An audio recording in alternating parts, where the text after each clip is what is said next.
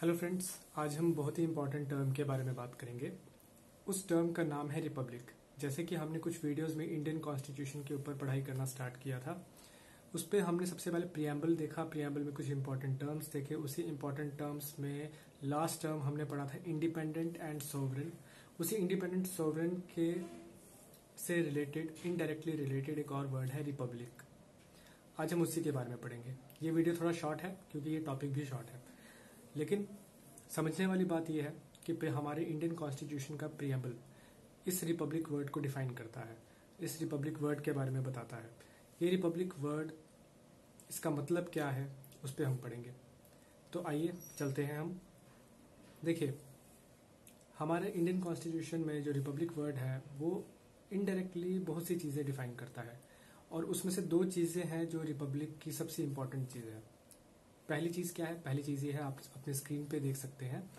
पहली चीज़ ये है कि गवर्नमेंट की जितनी भी अथॉरिटी है वो कहाँ से डराइव होती है? पीपल। मतलब कि जो जितनी भी अथॉरिटी की पावर है वो किसके हाथ में है? लोगों के हाथ में है। लोग सरकारें बनाती हैं, सरकारें आगे एडमिनिस्ट्रेशन चलाती है। ठीक है, पहला इसका ये मतलब हुआ।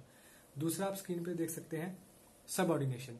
सबऑर्डिनेशन मतलब आगे मैंने लिखा है नो सबऑर्डिनेशन। कहने का मतलब ये कि हम किसी के भी सबऑर्डिनेट नहीं है।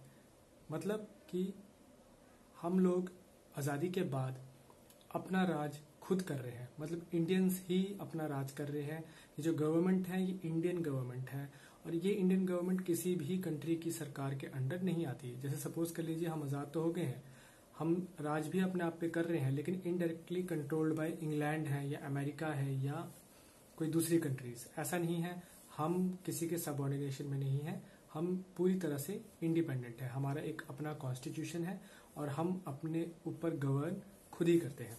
तो इसका मतलब है नो सबऑर्डिनेशन, हम किसी के सबऑर्डिनेट नहीं है।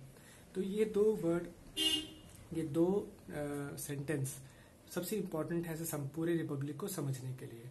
इसके साथ ही मैं आपको बता दूं, पाकिस्तान जब इंडिया आज़ाद हुआ था तो पाकिस्तान तभी भी डोमिनियन में था।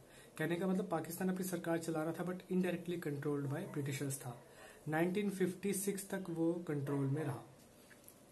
साथ ही सबसे इंपॉर्टेंट पॉइंट जो मैं आपको बताना चाहता हूं वो ये है कि इस रिपब्लिक में जो हमारे स्टेट का हेड होता है वो प्रेसिडेंट होता है। देखिए, गवर्नमेंट का हेड हमेशा प्राइम मिनिस्टर होता है, क्योंकि हमारे यहाँ पे प्रेसिडेंशियल फॉर्म ऑफ गवर्नमेंट नहीं है।